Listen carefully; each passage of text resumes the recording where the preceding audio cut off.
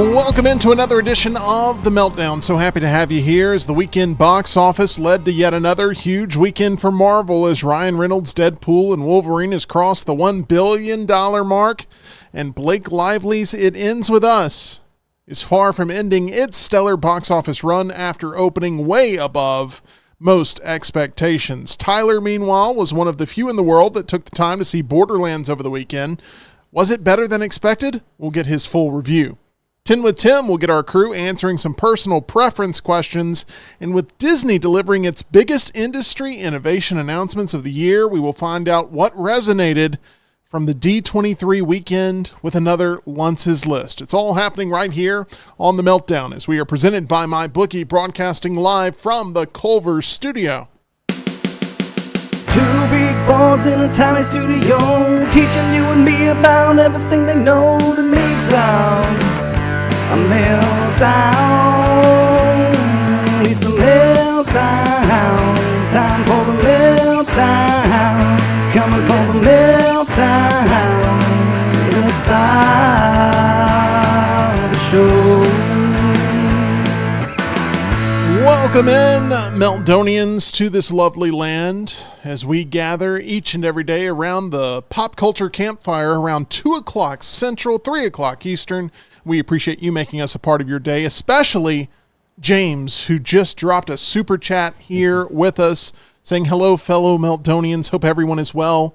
Update, we got moved to Opelika. Need good luck as I have a job interview tomorrow.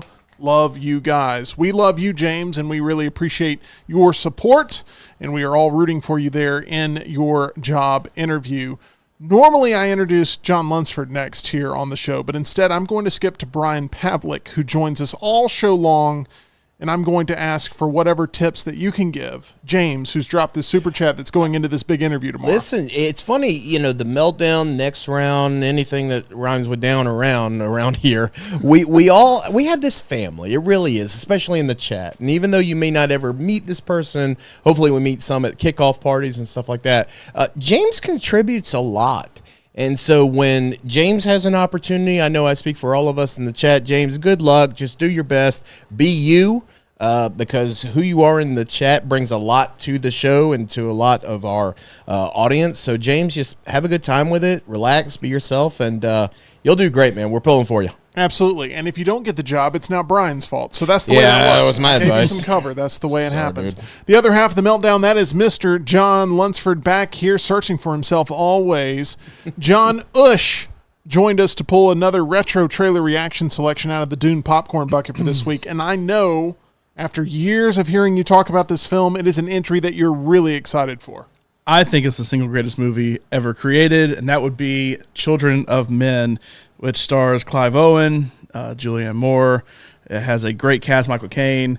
It's an incredible, futuristic, kind of dystopian film that I can't wait to get Tyler's reaction on. I don't know if Rocky's seen it. I know you've seen it and enjoy it. This is one I'm glad. Honestly, I'm surprised at the reaction to Days of Thunder last week, but I'm very much looking forward to discussing Children of Men. Tyler, you have not seen Children of Men before, as John just alluded to. Did you watch it over the weekend by chance? I did not. I still haven't seen it. I just know it has Michael Caine in it. Okay. I like him. Well, there we go. Rocky was giving lessons on how to pronounce Michael Caine's name in his voice, and all you have to do is say Michael Caine, and it works out. Michael Caine. Michael Yeah. Caine. Michael Caine. Michael Caine. Michael Caine.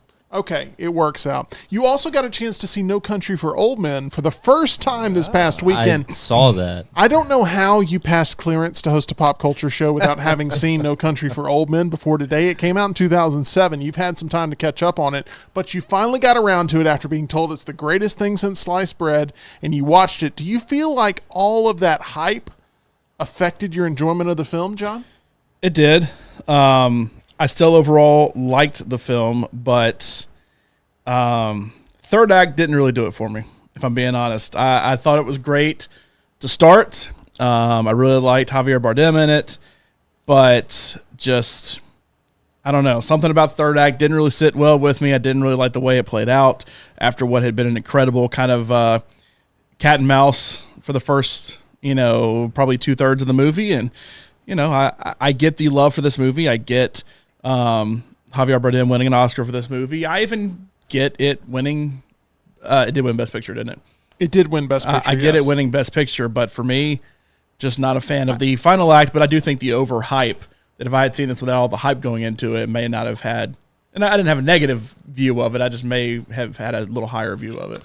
I was talking with Dunaway about this film. Dunaway has not seen No Country for Old Men as well, but he was basically asking the premise and everything and why it was so successful. And it really is a film that critics loved as much as the audience loved, and it was just one of those things that everybody celebrated and championed, to the point where you've heard about it ad nauseum for the past 15 years, John, and you do get around to it. And those are tough bars to hit, but there are monologues in that movie that I think are just brilliant.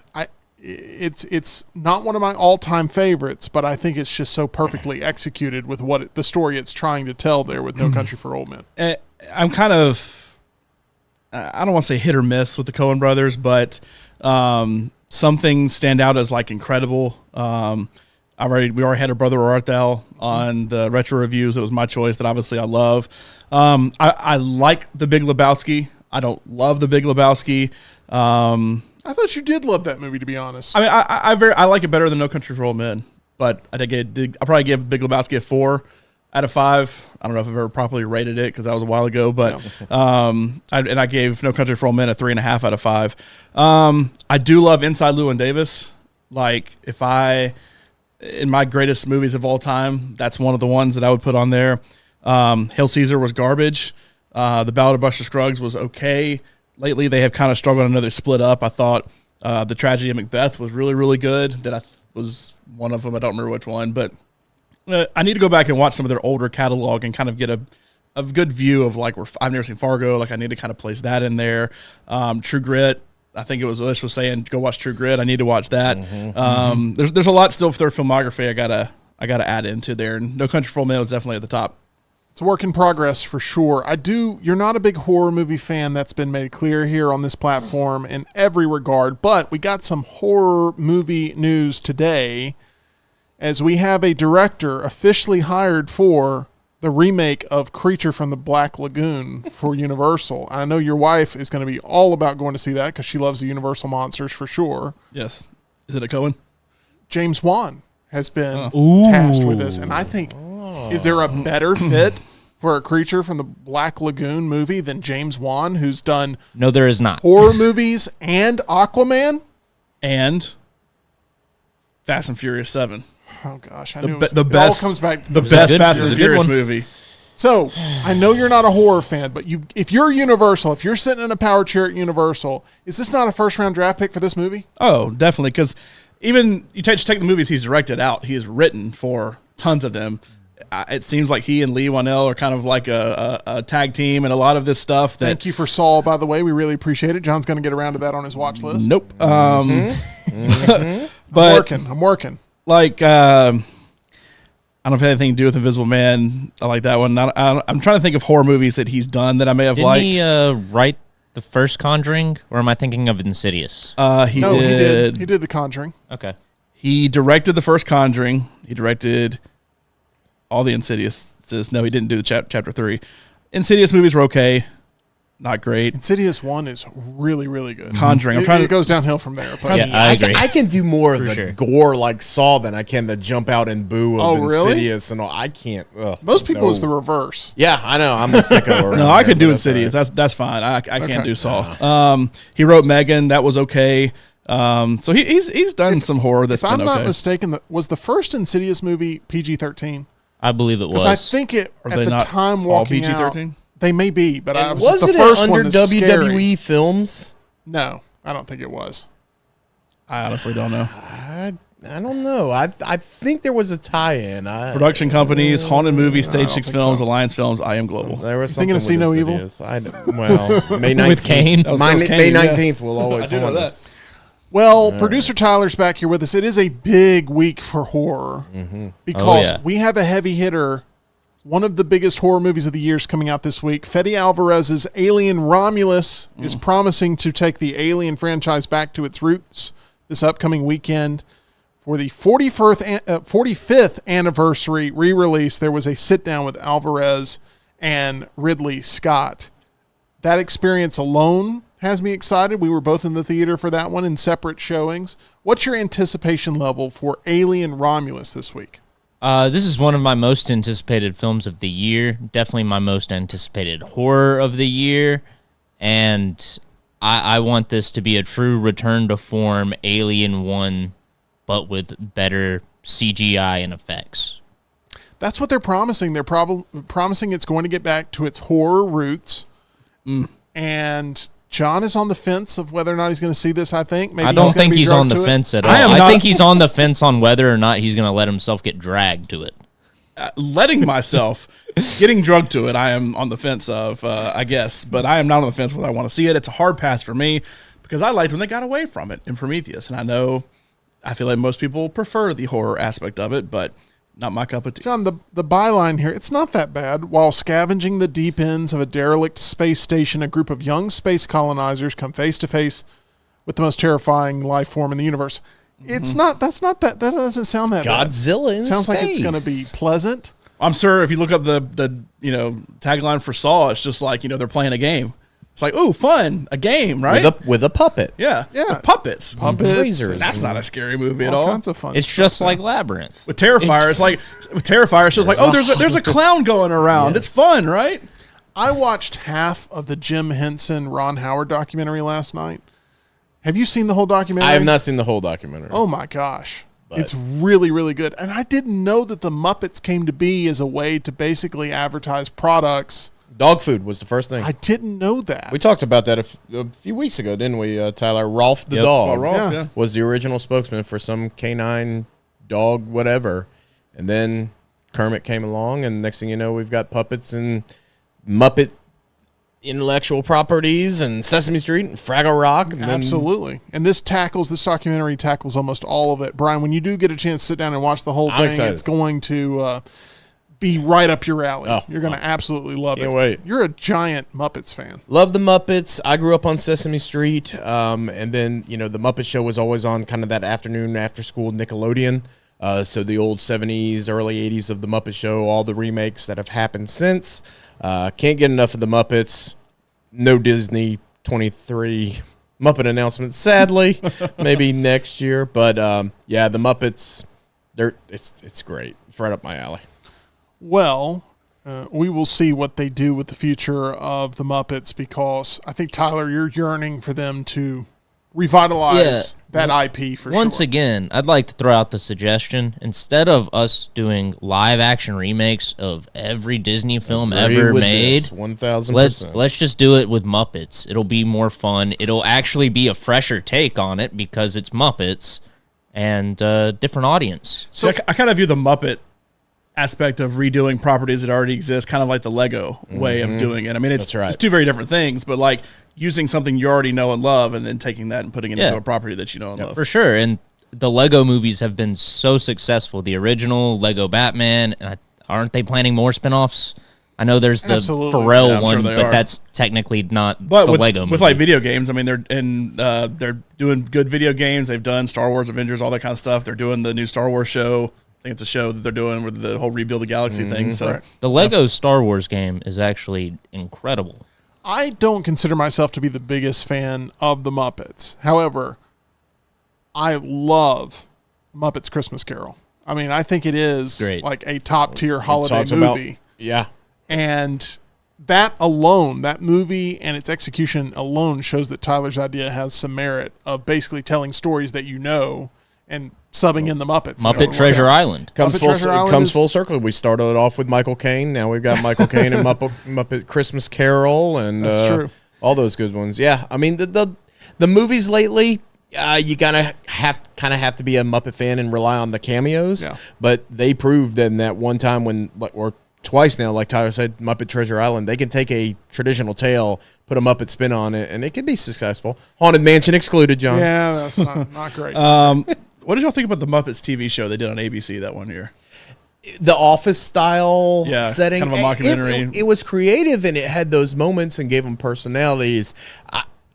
what was that, like 2018, 2017? Yeah, something like that. Yeah, I the feel like karaoke scene was hilarious. I feel like the idea and the thought behind it was cool and it was there, but the Yes. actual show execution didn't fully. But once tackle it. again- try to make it a little more adult because it was on and it like a relied nighttime show. heavily on cameos. There was Yeah. 2-3 cameos every appearance, and it's almost like you got a cameo and then you said, let's build an episode around the cameo. Yeah. More so than we've got an episode and hopefully you can just fill a role. What was the Melissa McCarthy movie? The Happy Time Murders. Yeah, Happy Time Murders. I didn't hate it. Absolutely bombed. I never saw it. I never saw it either, but the trailer I thought was humorous. Yeah. And I never saw the movie, and no one else really saw the movie either. And I saw it. absolutely tanked. Believe it or not, I watched it. My wife was gone to her bachelorette party, and I just randomly it was on, and I watched it, and it was That's No, you I do going. not believe it I don't or believe not, it either. or not. No, John No. is basically going like, finally, I can watch this movie. I've been dying to see. It's not that bad. I mean, it's cheesy, it's stupid, it's over the top, but like it's worth a quick yuck or two, and then you move on. But I think there's.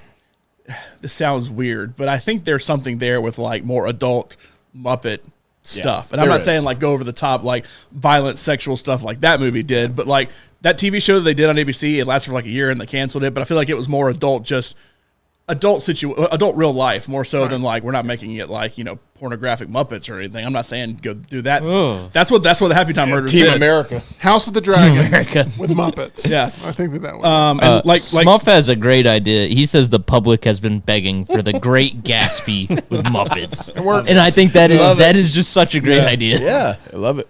Who plays Gatsby? Oh, Pepe. You think so? That would be funny. Be funny. All right. Well, we're changing our Lunces list today. We are casting the Great Gatsby with Muppets. I'm kidding. There you go. All right. Brian Pavlik is here, and I know, Brian, that you are very excited to play some Tim with Tim. Are you ready to go ahead and go right now? Finally in person 10 with Tim. Let's do Make it happen. I've got 10 questions. We've got 3 participants that want to share thing, all. sorry. That's Friday. Here we go. That's a whole different type of game. Question number 1, and this is a legitimate question.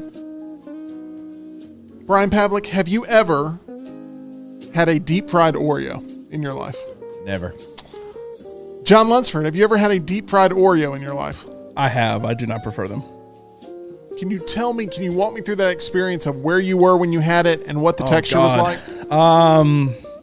Was this many, many moons ago? Yes, it was like it was at the same place you can get a funnel cake. I want to say it was at the BJCC, but I'm not 100% sure Sounds about about that. right. You were going to see the beluga whale, and you Yes. decided I need an Oreo. Yeah. I don't like fried desserts. I like cold desserts almost across the board. So like I feel like Mexican restaurants you can get the fried ice cream. Like I don't like that. Any kind of I just don't like. Sopapilla. Yeah, I just need cold. Oh no, I like sopapillas. Sopapillas are okay, but still that's not my dessert of choice. Never heard of that in my life. It's heard of a a fried. sopapilla? It's a fried Oh, tortilla jeez. with honey and cinnamon cinnamon. sugar. I guess I'm just not the most Oh, cultured it's of delicious. individuals. You get that on your first day at the Mexican restaurant? Yeah, for real. I get. After I'm gonna replace you with a Muppet. After you had your chicken fingers? Guys, Mexican restaurant chicken fingers are the bomb, okay? Yeah. I don't know how many more people I have to grab by the shoulders to tell them that Mexican restaurant chicken fingers are typically fantastic. There's a reason they bring that plate out last, because it requires the most technique. All right. Have you ever had a deep fried Oreo, Tyler? I have. I don't think it's great. I'd rather just go with a regular Oreo or a funnel cake. I like funnel cake. I've never had a deep fried Oreo. I feel like I need to try one at some point. Not to Just hold up the list. Yeah. Do you taste more the dough, the wafer, or the cream? I tasted more of the fried with kind of a chocolate fried aftertaste. Like yeah. Okay. almost like the chocolate and batter kind of mixed together and when you bite into it. By the way, I'm getting a lot of love in the chat for my love of Mexican restaurant chicken fingers. And Yeah, they're y'all all fantastic. go out then. Yeah, you're right. My kids love them. If you're a child and you don't want to eat something spicy, sure, go get some chicken fingers. Didn't Tim also say he wasn't a picky eater one day? Yes. That's not being picky. The thing, I don't know. Knowing think- what I love is I not don't being think if you picky. get Look, chicken fingers at a Mexican restaurant. Tim and I have that's debated picky. pickiness when it comes to eating because I am 100% a picky eater. Tim is 100% a picky eater in a very different way. Yeah. Picky doesn't just because I like a plain cheeseburger doesn't mean That's the only way to be a picky eater. Like, you have to leave all the stuff off. Andrew talks about how good those chicken fingers look at the Mexican restaurant. We don't need to read the rest of it. I was but- disappointed. He never said he ordered them. Yeah, I was disappointed. Can't wait to go to No, your he house. was disappointed in his son for ordering them. That's what I take away there. Not he was Exactly. disappointed in the chicken tender Smuff, itself. you're both pretty picky. I agree. We are both No, we're picky not. very much in our Can't own wait way. for the football tailgate and Tim brings out the Dino Nuggets. I made I tacos. don't know what this has turned into. Live bold, man. Yeah. There's no way. Carne asada. Okay. There are few foods that I like that when I eat them, people judge because of my stature. And I feel like it is heightism, and I don't appreciate it. If you go to Chick-fil-A and eat chicken, I'm not going to no, judge you. I'm you not go talking to all a people Mexican can't place. eat- Or are we Chicken talking fingers? specifically Dino Nuggets? Yeah, Dino Nuggets I do love. I do love some Dino Nuggets. But I got no beef with the Dino Nuggets. okay, pizza Lunchables, right? When I eat a pizza, Oh, those are good. Right, but when I eat a pizza Lunchable, So tall Okay, now people I see can't it. eat certain foods? when I eat a pizza Lunchable on a park bench in a trench coat, it looks weird. Of all the days Spud isn't here, Correct. what does he eat? If you can't eat stuff because you're tall, what does Spud eat? Spud can get away with eating anything because he's he's in a different layer of the ozone. Same size as a child. So his he can eat eating whatever is he called wants. nibbling too, by the way. When I eat Dunkaroos, it looks like I'm committing a felony. To be fair, Tim, the mental image of you with the tiny Lunchables pizza and Yeah. like sprinkling the I've cheese watched on it. there, Right. it's a funny image. I've watched him eat it multiple times, and it's awkward to watch. No, the pizza barely fits in my hand. It's so small. It's so tiny. Y'all were talking about pogs in the chat. It's a little pog in his hand. Yeah. Let's move on. That's just question number one. Question number two. Love it. Brian, name a profession that you'd like to shout out and thank for something at this very moment live on the show. Maybe a profession that you feel like doesn't get the type of shout out that they normally get, and you want to share your heart and be kind here. Well, of course, I'm always thankful of military personnel. Anytime you can shout them out, especially with threats and things that we have in our world, and police and fire, rescue. Of course, that's more in the medical world, sometimes with me, EMT services. So you said one. Let me just throw those out for the sake of ruining question number one. Just go on a serious nature. Thank you for you people and teachers.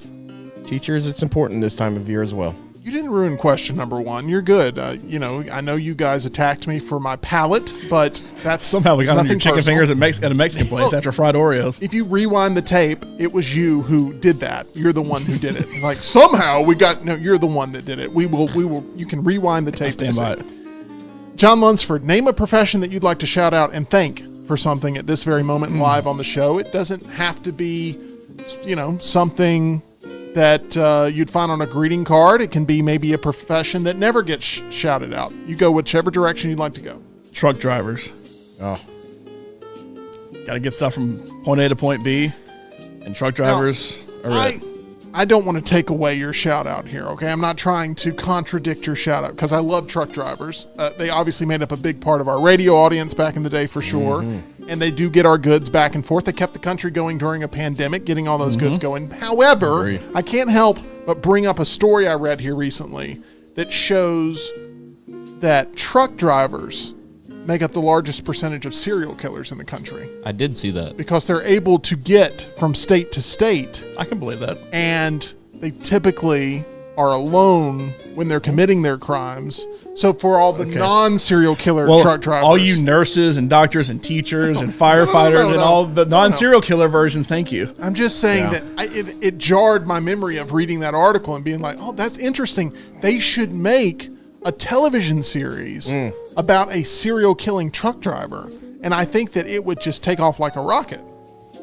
Don't you? And on the road, the guys driving, the police set up a barricade, and they call it trap. yeah. That is called The Mule, and you should check it out, Clint Eastwood and Bradley Cooper. Tyler, what is a profession you'd like to shout out at this point in time? I would like to thank all the nurses. That is a hardworking job where you are underpaid, overworked, and responsible for lives every day. There's not enough of you. So Correct. I love it. Get in there. I love it very much. All right, great choices there, guys. Let's move on to this. How often, Tyler, do you tie your shoes compared to just slipping them on and off? Depends on the shoes. Like with these shoes, I never tie these shoes. I just kind of have the laces dangling. But for all my other pairs of shoes, I'll tie them up. Every single day when you wear them. Yeah. You're not the type that just ties them once and goes as long as you possibly can with slipping your heel through. No. That's how you mess up the back of them. You get them all creased up. No, you don't do that. Brian, how often do you tie your shoes compared to just slipping them on and off? I am currently rocking the white snakes. The minute that I try to slip this in, the back will break and then it cuts the heel. So I'm very particular of unlacing and lacing these. The red dragons that I have at home, they can go halfway. But there's a great pair of black ninjas that I have, and I do name my sneakers. I can tell. Okay. I didn't know if that was like the name of the color. No, These sound like Legends of the Hidden Temple. Yeah, the black ninjas, you can stand up, slip your foot in, and it just knows how to conform to the back. So, are you gonna get a pair of blue barracudas? Let's turn to no, but there you go. Let's turn to Olmec here and see what he does. When it comes to your shoes, how often do you tie them compared to slipping them on and off? I slip my shoes. That is correct. Yeah, I slip my shoes on and off every single day. I have to tie my nice shoes I wear when I have to wear for a nice occasion. That typically is only weddings and funerals. So outside of that, and when I buy I got these shoes probably 7-8 months ago. I tied them for the first time then, and I have not tied them since. That's correct. Okay. Next question. What game, John, would you say you've played the most on your phone? Ooh. What game have you logged the most hours on your phone? It's a game called Flick Solitaire. And it's just solitaire, but the whole thing is, instead of like picking up the ace and moving it to the stack at the top, you can like flick it. That's why it's called Flick Solitaire. So like you just flick it up and it just knows where to go. It's still just solitaire. It's still just solitaire. That's the actual. Flick it up. Yeah. So that way, because like, so if you're playing on your phone and it's here and you want to try to go up to here, you might not can reach with your thumbs. You just go and flick it up there and it goes. But is it exhilarating? Like it's literally the first game on my thing, and I just open it up and I play it. So if you're like in an appointment or Flick something and you're Solitaire. looking to kill a few minutes, that's the game you're going to most of the time. Most of the time. Yeah. Okay. Tyler, what game would you say you've played the most on your mobile device? So if we're talking about mobile games, then probably a Godzilla game called Godzilla Battle Line. You collect all these different monsters from the Godzilla universe, and kind of like a real-time strategy game. You place your units out on the field and let them fight other people. That sounds intense. Does it drain your battery? Is it like a really... Not too bad. Not too bad. Okay. But the game I've played the most on my phone is just Pokemon Soul Silver, because on Android you can download DS emulators. Do people still play Pokemon Go? Is that still a popular thing? I'd say there's still a dedicated group. It's just a lot smaller, obviously. I mean, there's still groups that go out to like botanical gardens and stuff to do raids every Do weekend. y'all remember hearing all the stories about like people ending up in sketchy parts Yeah. where they'd be in abandoned warehouses and stuff trying to catch Pokemon, and it'd be like the police had to come out and be like, do not continue to do this activity in the middle of the night. Don't go into some crack den trying to catch a Snorlax. Yeah, people would set up like a Pokestop in an abandoned alley, and people would just walk down there. It's like, all right, let me get it, and get mugged. Yeah. Crackhead playing that Pokemon. Hey, that was a wild gaming experience. Got a hold of I the played wrong the stuff. heck out of it for like 2 weeks and then stopped because I got tired of having to go places, and like I would try to do it between work and home, but I'd had a pretty short drive. There you go. Do it on your drive. So then I kind of had to veer off in certain places, and then I started veering off further and further and further, and I was like, I got to quit doing this. All right, Brian. What is the game you've played the most on your mobile If device? I'm at a kid's practice or whatever, I've actually got it pulled up. Inside Out thought bubbles, where you kind of shoot for the matching colors, and then you have a certain number. And of course, Inside Out, it's been updated to include new characters and so. But this is level 200 and something. There's probably 500 something levels, so it's just very mindless fun. Inside Out, cute. I think I play Wordle every day. Do you still play Wordle? I do not still play Wordle. I think it's not a hot thing to play Wordle anymore. I went up enjoy until I played every single day pretty much until the New York Times bought it, and then I've probably played 3 times since. It had nothing to do with the New York Times. I have a New York Times account. I go to the New York Times all the time. Right. For some reason, I quit playing when they bought it. I don't know why. Liberal Wordle. Same with The Athletic, too. Good. I subscribe to The Athletic, and for some reason, I just stopped going to The Athletic when the New York Times bought it. I go to the New York Times website all the time. But for some reason, I go to read the news, not to play Wordle or sports or anything like that. I don't know. But it is something subconsciously where you feel like it's cross-pollinating in a way where you don't want to continue It to support is. something that you supported every day until the New York Times bought it. It is, and like all you had to do was just log into your New York Times account, and like it was fine. Yeah. But for some reason, I just didn't want to. It's like, no, you ruined what I loved. I have to go to one slightly different website now. Justin says, how many mean- Wordles have you gotten in one attempt, Tim? I think 2 is the best I've ever done. I maybe one time, but maybe not. Maybe 2. I mean, 2 has happened several times, but 1 maybe once. But that would be my What's your bar. starting word? The one I use the most, I'm trying to remember now. I want to say it's break. I want to say break is the word I use the most. I use scent. Set. Scent. Scent. It's got an S, it's got an E and a T. Yeah. I was like, how do you spell set with 5 letters? Yeah, that's good. Yeah. Jay says moist. I'm sure there's better words to use. Just the first time I did it, and I said I'm gonna do it every single time from now on. Spud- STE mostly. Spud loves games like this, and he had a word that he used every single day, and then it finally happened to where that word was the word that came up first. And he went, how about that? And I said, are you going to continue to use that word? He goes, well, obviously not. And I'm like, okay, well, I'm just making sure. Just wondering if you were looking for letters or looking to try to nail the word. Like I just Googled what's the best word. Crane apparently is the best one to use. CRANE. That makes sense. Well, but Because you get A and E in there, you get R. You get 2 vowels. got it, but and if it's 2 pretty being good promoted consonants. now, it'll never be Crane. that's what old Google says. Next question. When was the last time, Tyler, you used a fire pit? Probably been a couple years.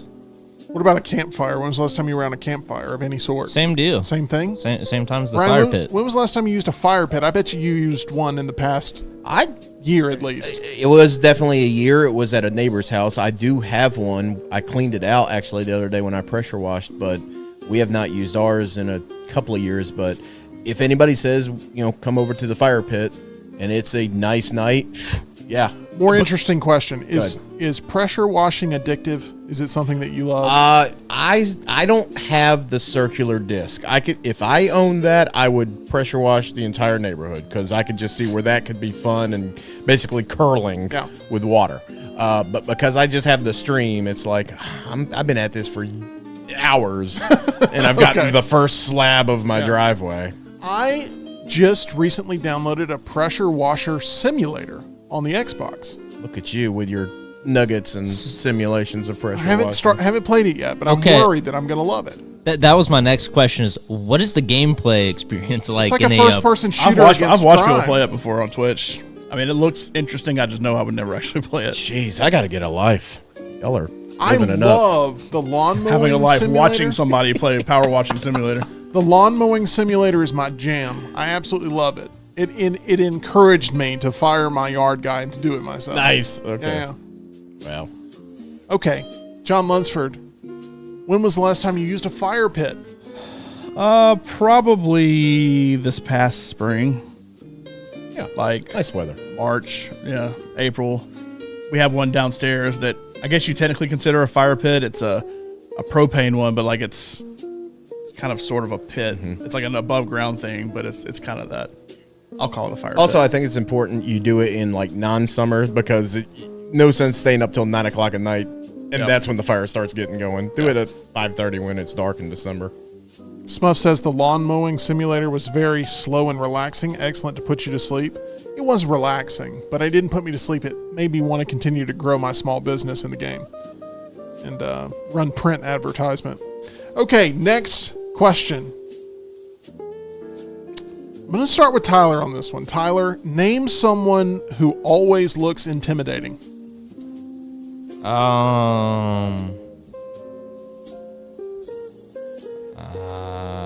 I don't know. Take your time. I'm going to let you go first.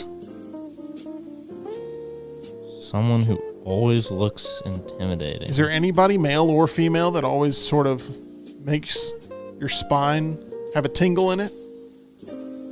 I don't know.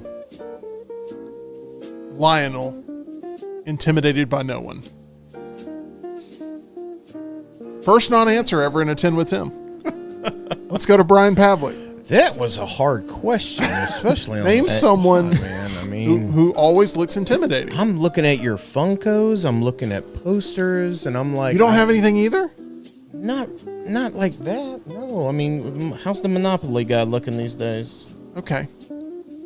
What about the Dune bucket? 0 for 2. Well, You're not intimidated by the it's Doom my bucket. friend. Come here, baby. Oh, Okay, let's Intimidated is swap one way to cameras describe over to it. John Lunch. Question didn't say John, aroused.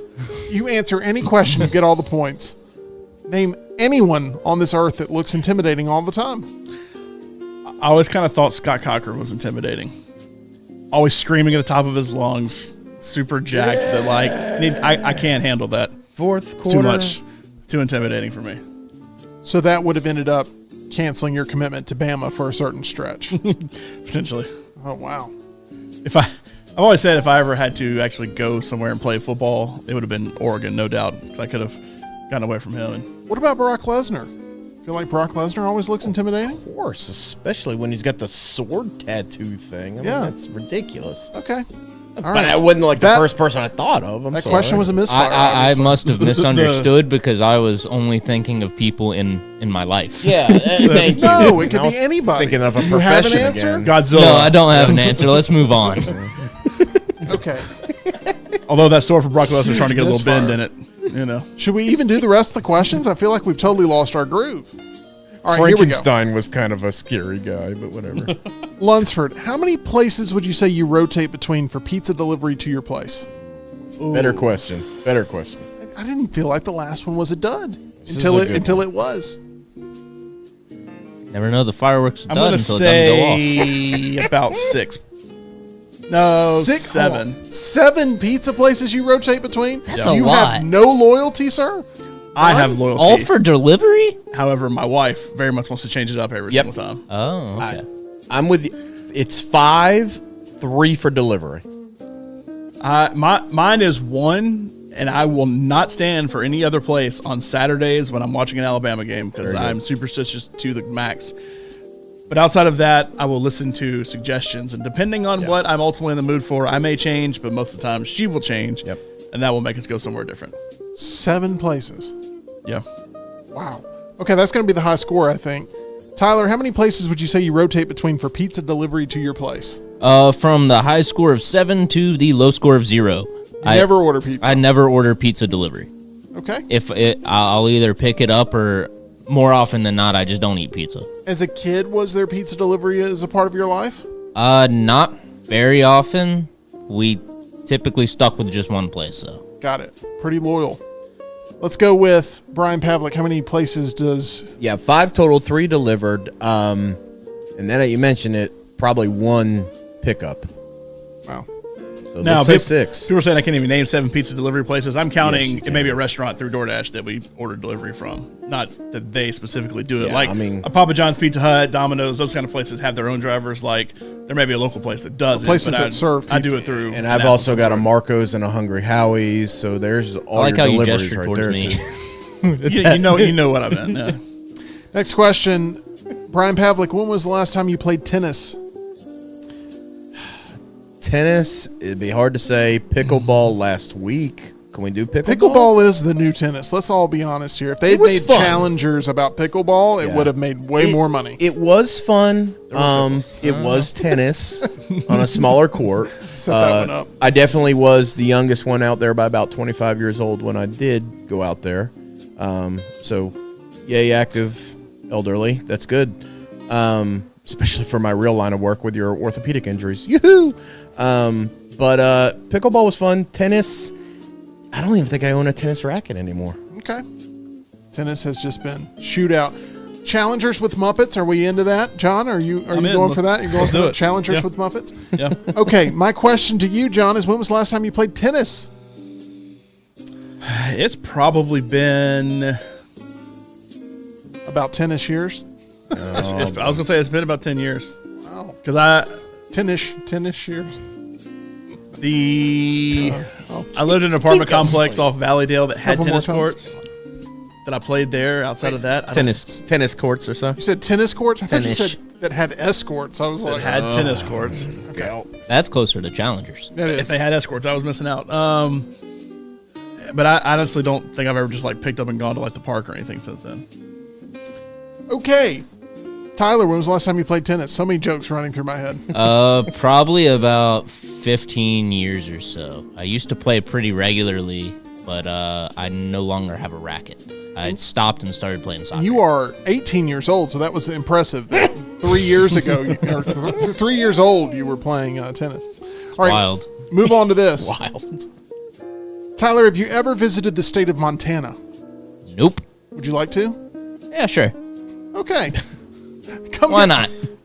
Come along for a ride to Montana. Yeah, because I couldn't think of anywhere better to be than not so much Washington and yet not as much Canada. Stop right here in You Montana. ever been to Montana? No. Okay. It looks like you're angry at the state of Montana. I'm not, not angry It's at like you're Montana. He's just Disgusted. disappointed. You're disgusted with Why? Montana. I can't. Wild Montana skies, man. Yeah, sure. I mean, that'd be nice. No, Okay. no desire. John Lunsford, have you ever been to Montana? You've been all around. Is Montana one of those places? I've been around the world many times. I have not been to Montana though. Okay, so no good Montana stories here. Another misfire. I went to Ted's Montana Grill one time. Hey, now. Oh, that's a good burger. Yeah. 2 bad questions so far. All right, we move on to this. This is our final one, and it is going to go to John Lunsford first. Name a touring musician other than Taylor Swift that you'd like to do a meet and greet with. Ooh. Currently touring? Correct. Or, of the past Active. year, active, could go on tour, could announce a tour tomorrow that makes sense.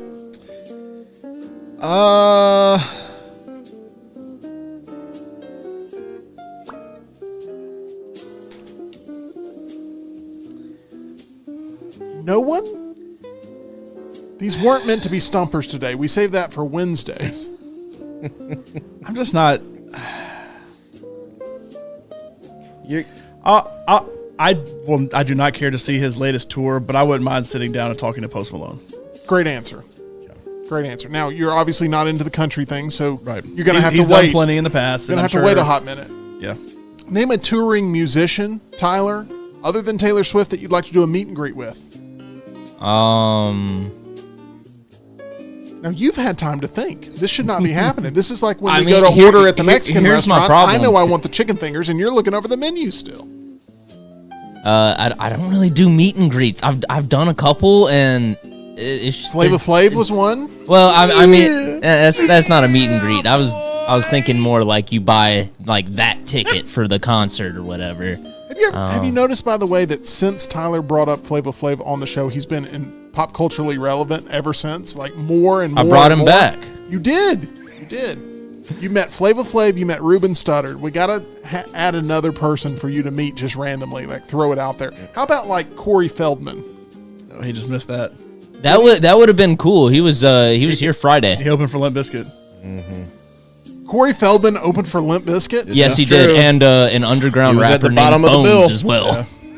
We actually drove right past as they were doing that because we had to go to Laurel's parents' house and they live over in Indian Springs. We drove right past Oak Mountain as Limp Bizkit was Has jamming. anybody else been getting Corey Feldman all over their timeline Yep. of him Nope. performing? Why? I have. Why? I mean, because I watched one thing to see how awful he was, And and, it- then now they it's said, well, here's nonstop. more awfulness of Corey do you Feldman. watch it every single time? I do. And then I start singing Sunglasses at Night, and then I go, oh, that's Corey Hart. And now I'm just, oh, no. So I'm sorry, Tyler. Did you actually provide an answer? I feel bad now. I did not. I think 'cause Corey Feldman was his answer. I don't really do meet and greets. I'd sit down with Corey Feldman though. Okay. Talk about the Goonies. Okay. Corey Feldman, you're going to meet him in the state of Montana. It's going to be a fun time. That's right. My question to you, Brian, is who would you like to do a meet and greet with other than Taylor Swift? Actual answer is going to be Metallica. I'd love to know what keeps them still going at this age and still doing great songs. And for my own just curiosity, and I'll also go back now and answer somebody who looks intimidating. Meet and greet an intimidating person, Jelly Roll. I've always Jelly heard Roll is fascinating stories of Jelly Love Roll it. about how awesome of a guy he is. I don't know the first thing about him unless he's just a big dude that looks fun. We're talking about the professional wrestler Jelly Roll. Newly minted saw him trying to get professional off the mat. wrestler That's not Jelly super Roll. intimidating.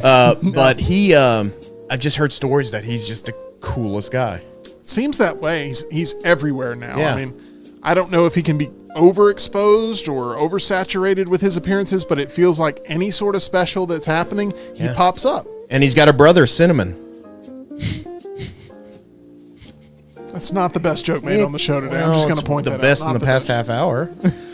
I like his Uncle King's Hawaiian, if I'm being honest. Attaboy. Aunt Yeast. Why does it have to be Aunt Yeast? Why can't it be Uncle Yeast? All right, fine. Sister Schubert. Oh, yes. Come on, Tim. Keep the circle going. I'm not going to end up doing this, but if he ever does travel to Japan, sushi is a distant cousin of his that would be good. Sushi roll. We'll let it slide. Maybe I am a Joey. Okay, we're going to remind everybody that we're going to be on location this Wednesday. If you just need so much entertainment and fun in your life, then you're going to want to check out Culver's, and we're very excited about that trip to one of our absolute favorite places, John. Having a little trivia out at Culver's. We'll be at the one on 119 here. What is that place? What is that area called? Tattersall Park. Tattersall Park. See, everybody's asked me what the Hoover one is when I say Stadium Trace. Now, where's our kickoff party? Stadium Trace. And that Culver's there. But no, we'll be at the Culver's at Tattersall right there off 119 and 280 doing trivia. So come on by, eat some good food, and enjoy. It is interesting. Two of the places we're going to be this week are Culver's and Walk-Ons.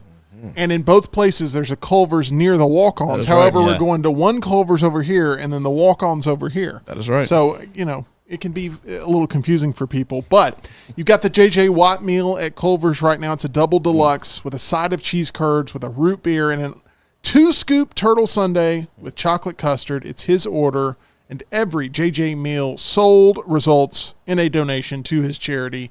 I was in Culver's on Saturday night, and they've got JJ's face all over the place, and it's a really fun time. So come out and see us this Wednesday. We'll be doing the live show out there. All right, let's get to the box office here. It was a big bankable box office weekend there for theaters as Deadpool and Wolverine remains number one. It has been 3 straight weeks at the number one spot. This is the first weekend that Tyler has not seen Deadpool and Wolverine. Did not choose to see that one this weekend for a 4th time. Correct. But you did see a movie we'll get to here in just a little bit. Oh, boy. Worldwide, John, Deadpool and Wolverine has now surpassed $1 billion. At one point throughout our run here, you had some hesitancy saying it would join the $1 billion club. What was that hesitancy then? Do you remember of why you didn't necessarily be able to give the stamp of approval of this would be a $1 billion box office draw? A, the MCU was in the toilet when it came to movies. The Marvels made $200 million. B, it's rated R. And there's just a lot of things that would very much keep it. Now, sometimes things break through. Joker would be an example of something that broke through. Lightning in a bottle is sort of how Joker was. Yeah, and I'd say this ultimately is, even though Deadpool has done good and Logan did good, none of them crossed $1 billion. So this kind of captured all of that magic and put it all together. And I do think Inside Out helped it by getting people back going to the movies. There's 2 totally different crowds, but the parents that are like, oh, I'm more willing to go to the movies. Hey, they have fancy seats. There's people here who are like, yeah, I went to go see Inside Out, and I didn't realize they had fancy seats. I didn't realize you could order real food. I didn't know you could do all that. Well, not saying those people went to go see Deadpool, but there's some other people out there that it just gets movie going kind of back going a little bit. That, Twisters, or certain movies that kind of get things back going that they go see Deadpool. Brian, I want to give you a trivia question, okay? Because we have a husband and wife combo that make up the number 1 and number 2 box office draws at the current domestic box office with Ryan Reynolds and Blake Lively. Yes. When was the last time that happened where a husband and wife dominated the top 2 spots of the box office? First names that came to my mind, Brad and Angelina. Incorrect. The movie that would have probably happened would have been one they shared in Mr. and Mrs. Smith. This is true. See, that was my first thought, was maybe they got it with together, one movie. too. And they would have had to have been married at the time, which was also a short window compared to... I'll give you the year. Okay. The year was 1990. Oh, well. Who was married in 1990? You're going to have a lot of dead air here on your show. No, it's okay. We've had it with Tim and Tim already, so there's no change. It's okay if you want to tap out, but this would be a good, Meltdown Triple Threat Trivia. I feel like this would be a 10-point question. Yeah, this would definitely be a 10-point question. I don't have 60 seconds, though. Does anybody know the answer? Have you Googled it already? I already knew it. Well, I mean, I you saw already knew it? stories Who about it. was it then? Go ahead. Bruce Willis and Demi Moore. Correct. Very good. Die Hard 2 and Ghost. Ghost. Yeah. That was in Forgot they were married. 1990.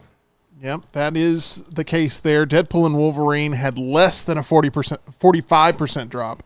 Less than a 45% drop. And there were a lot of movies that held really well this weekend. It Ends With Us is in the number 2 spot, coming in way over projections. We were thinking anywhere from 35 to 40, 45 even. Made $50 million. That's the estimates. Maybe even more than that when the actuals come out later today. Overwhelming female audience. Went to go see this on Saturday. I was the only guy in the entire audience. The only male in the entire audience Been seeing there this. before. John, you also went to go see this Saturday. Is that correct? I did. What did you think of this movie out of 5 stars for your own personal film taste? And what did Laurel think of the movie? I was not the only guy there because there was a lot of couples there seeing it. It was good. I think I don't know the original story really. My wife tried to keep me up. She's all about Colleen Hoover and all the books she's written. I thought the other thing is going in, my wife had, of course, had to keep me up with all the drama with the movie going in, like Blake Lively and the director disputing different things and fighting over things. And Ryan Reynolds stepped in and directed a scene, and there's all kind of off-screen drama. The director also being a major star in the movie. Right. I didn't really like a couple of the choices in terms of how they showed the abuse, because the whole thing is Blake Lively's in an abusive relationship trying to get out. But overall, I thought the acting was decent in it. I thought the story was decent. I assume this will make enough money for them to do the sequel of it. Oh, it already has. It already has. But I think it's made $80 million worldwide so far, and it cost $25 million to make. Yep. Yeah. So it's going to do Highly okay. profitable. And there's already a written sequel to this. It starts with us. So, I mean, it was good. I mean, I didn't have a lot of complaints with it necessarily. It's not my kind of movie, so it's hard for me to go in and say, oh, this is a 5 out of 5 movie. But of all the romantic challengers aside, that's kind of a very different kind of story. It's probably the best thing I've seen this year. I saw a lot of think pieces about this shouldn't be labeled as a chick flick. That's not fair. It's dated reference. It's all that. The audience was 84% women that made up ticket sales this weekend. And once again, I was the only guy in the theater of a sold-out showing. There's chick flicks that guys can enjoy. It is still a chick flick. This is the definition of a chick flick. I mean, I don't know if that's a demeaning term that we're going to have to get away from. Now, it's not a romantic comedy. It's very much a drama. I mean, there's some serious issues, serious tones in it and everything, but... But it knows who it's targeting. Yeah, I feel like chick flick can a lot of times goes towards like the romantic comedy aspect of things, but this is definitely made for females, and that's what the book was made Fast for. and the Furious is a bro show, right? And this is Sure. a chick flick, and It Ends With Us as a chick flick. Now, I'm in the theater, and I'm looking around, and I'm like, this feels like, and then I started seeing other people make references online, but when I was experiencing it, I hadn't seen anything. I said, this feels like Barbenheimer 2.0. And then ever since then, it's like, they're all running with this is Barbenheimer 2.0, basically. I wouldn't go quite counter that far. programming, but with appeal to couples. I wouldn't go quite that far, but I mean, I can kind of see the correlation. Way overperformed, and I really enjoyed the movie. For me, it was a 4 out of 5. I thought the product placement in it took me out of it every single time. You'd go have a character talking about what car they drive or something in some non-pivotal scene. I'm like, what? It's like, yeah, it gets great mileage. It's like, what is happening here? I'm invested in the story, and you're taking me out of it with this weird product placement. Anyway, number 3 at the box office this weekend was Twisters, making $15 million, less than a 45% drop. Borderlands, however, that is the big one to talk about here. $8.8 million haul. This is a $120 million plus production.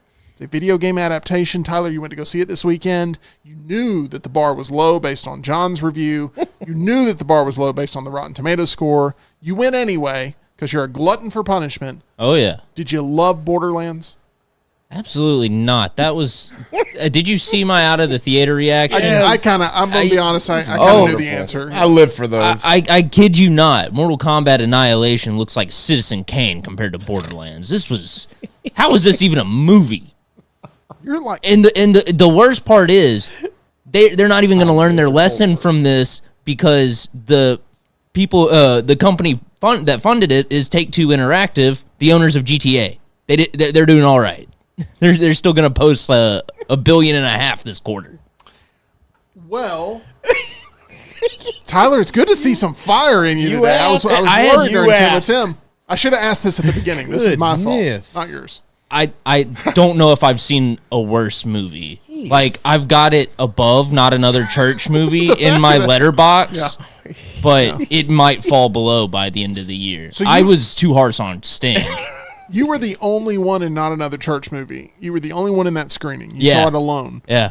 Did you see this movie alone, or were there other souls in there with you and encountering the same thing? There were about 4 other people there. On opening weekend of a majorly marketed Saturday night. This was Saturday night. Mm. at the Vestavia Dine-In. I'm gonna be honest. I don't know if I call this a majorly marketed film. I hardly saw any marketing, and I'm running video games all the time.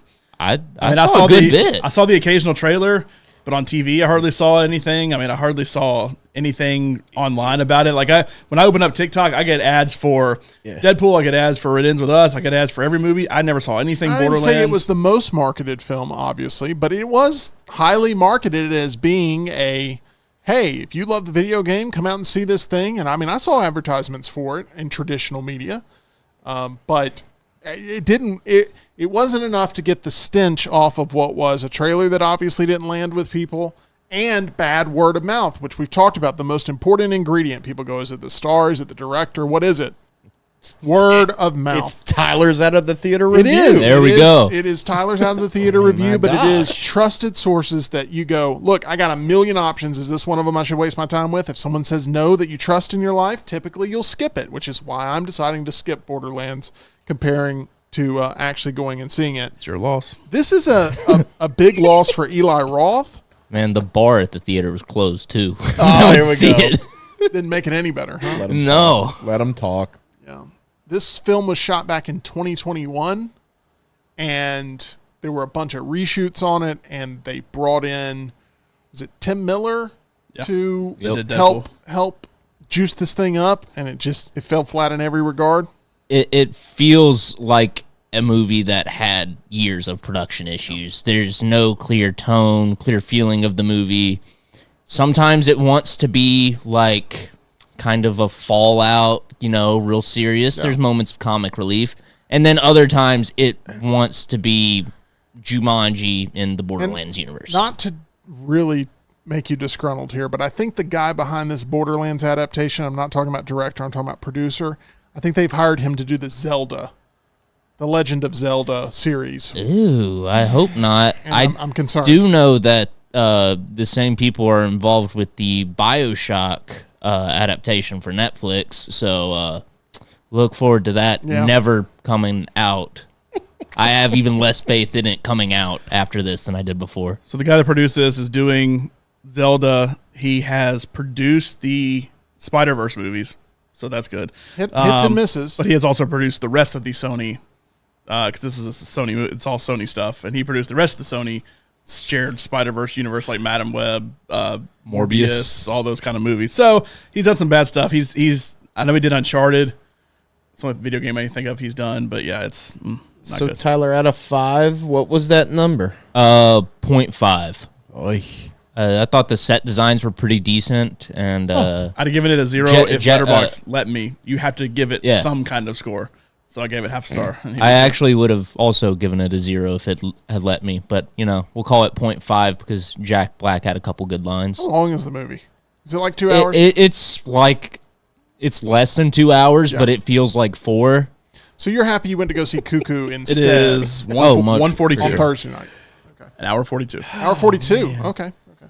Cuckoo, by the way, did not resonate with finding an audience, coming in the 9th spot in opening weekend, making $3 million, just $1 million more than Longlegs, which has been out for a little over a month now, it feels like. So Longlegs holding pretty well overall for the horror industry, but Trap dropped 56.5% because the word of mouth on it is weak. Inside Out 2 held better than the 45% drop. Harold and the Purple Crayon there, still not finding much of an audience in the 8th spot, but still more than Cuckoo's opening weekend. Very different crowds going to see those two movies for sure. But that is your top 10 here with the box office. John, one thing that I've been battling personally is when I go to the movie theater, it's whether or not to get those snacks, whether or not to stick with my plan. And I've tried my hardest to stick with my plan, but I will say movies are better with popcorn. Thankfully, Leslie and her board certified team, we have a plan where we've worked out where popcorn can be a part of my dietary concerns. I got a plan. Tim has a plan. We did that by going to aplanforme.com. You too can do that and learn more about our friends at Weighted Wellness. I'm on a plan. Tim's on a plan. Jim Dunaway is on a plan. My dad is on a plan. They're all different plans, but they all work for us, and see how happy we are as we weigh in there and drop that weight. Tim fist pumping in the air, and there you see they always take care of us, check our blood pressure, make sure we're healthy. We are always healthy when we come out of there, thanks to everything that Leslie and our whole board certified team are teaching us at Weighted Wellness. All right, D23, the ultimate Disney fan event, took place this past weekend in Anaheim, California. There were more than 50 meaningful announcements, according to my numbers. When you look at all the park, ride, film, cruise, and accommodation developments that were presented, there are a handful of standouts for certain. It's time now to find out which of them make today's Luntz's List. What is this? What is this? Luntz's List? Luntz's List? Oh.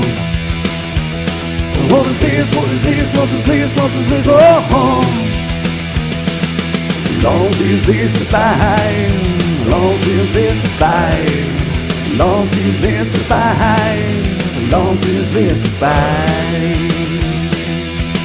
Alrighty, it is officially time for Luntz's List. Asking the question, what are the 5 D23 announcements that left you feeling the most optimistic about the direction of the company? That is the question. That is the task.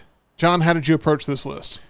I have to do some combining in this because there's a lot of things that are very individual, but I feel like can maybe be You're going together. with categories? I mean, some things are specific, some things aren't, but some of these things I kind of combined together. They did announce a lot of specific things like for Marvel, for Star Wars, for animated, for parks, like all that, like very specific things, but some of the things I kind of clumped together. But I'll explain why, certain things stood out to me, and, maybe some things stood out to me that didn't stand out to other people. But I went through and made a list, even past the 5 of things that overall I thought was cool that was announced. And I never really thought about this. I think Brian said it as we were walking back or something, but trying to compare all the concept art we see from this, go back like 10 years ago when they announced concept art for things before it was eventually built. So I'm curious to kind of go back and see, because there's some cool concepts from on the screen in the parks, whatever, that they announced. And it's like, oh man, that looks really cool. I have no idea what it's actually going to end up looking like. And I am curious, like Galaxy's Edge, how close did that look to the concept, because we saw Bob Chapek didn't really do things the way they originally conceptualized it. So I'm kind of curious how all that will be, but plenty of things look cool from this. Let's talk about our backgrounds with Disney just a little bit here. I lived in Orlando for a couple of years and was a avid park goer during that time. Even before that, we would always travel down to Orlando to go to Disney, and really enjoyed my time there in the mid-2010s, going to Disney quite often. John, you're a current season pass holder. You and Laurel jet off to Disney via your car. You know the fastest way to get there, and you're very proud of that, and you try to beat your record time each and every time.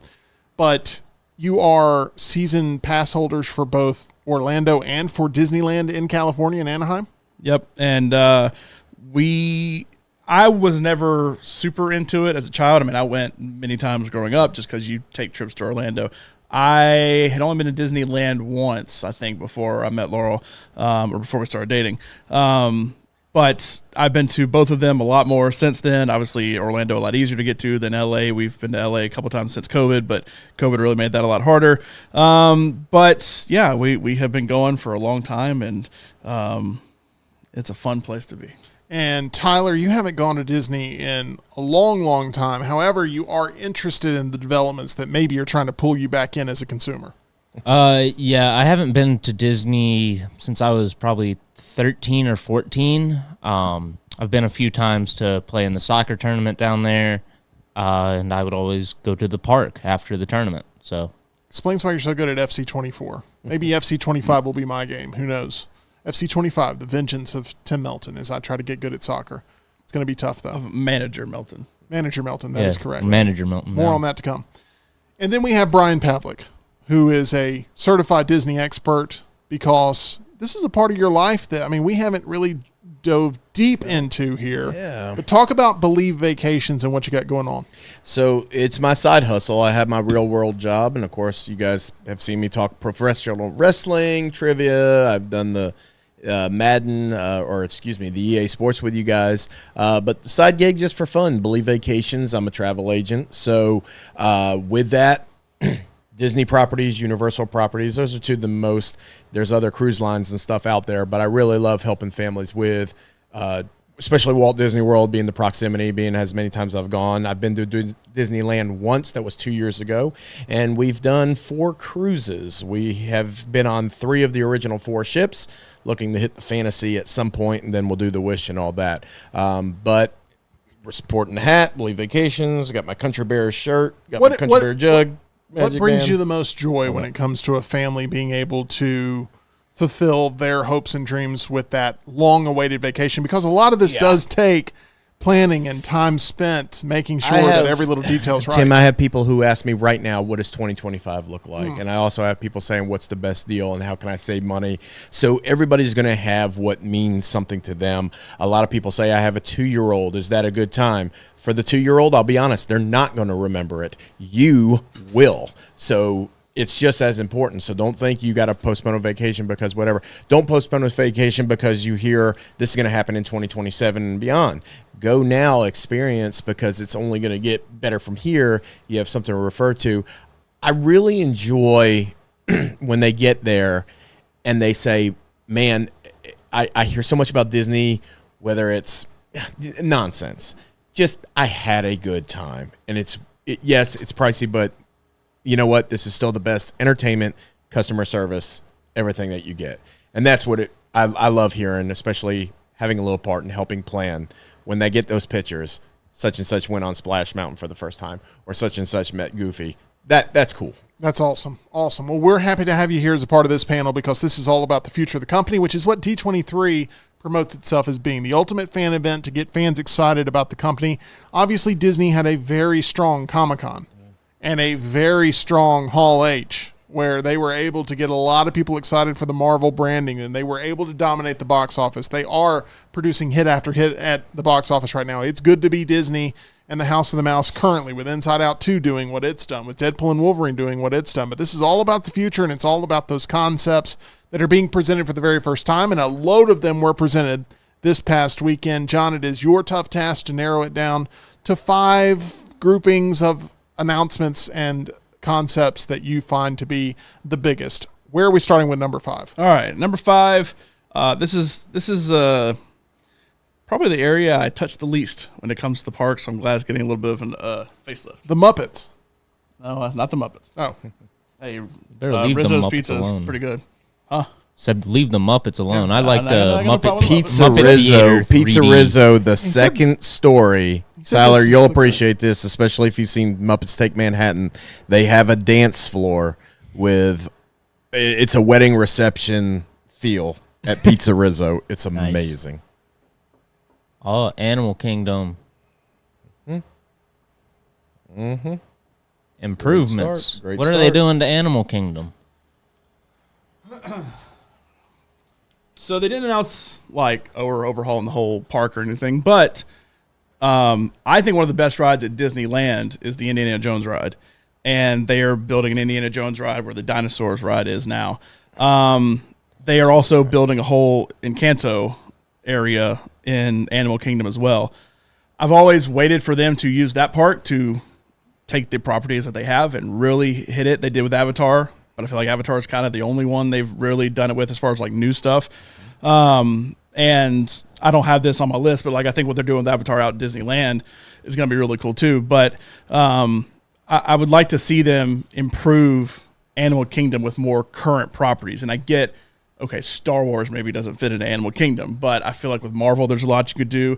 I always thought you could have taken Wakanda and done a lot of cool stuff in Animal Kingdom with it. Maybe that's on the horizon, who knows? But I think this is a good start for Animal Kingdom as like, hey, we know we need to kind of get with it because everything new we've built has been at Epcot, it's been at Hollywood Studios, it's been at Magic Kingdom. Now let's do something at Animal Kingdom because that's the one park I don't care to go to, really, for the most part. So no more dinosaur arcade games is what you're telling me. The Midway stuff is gone. Yeah. The Twirl and Whirl or whatever that was gone. The Triceratops Spin is gone. Dinosaurs being replaced by Indiana Jones. Good. I hope they keep the ketchup, mayonnaise, and mustard pipes in there somehow.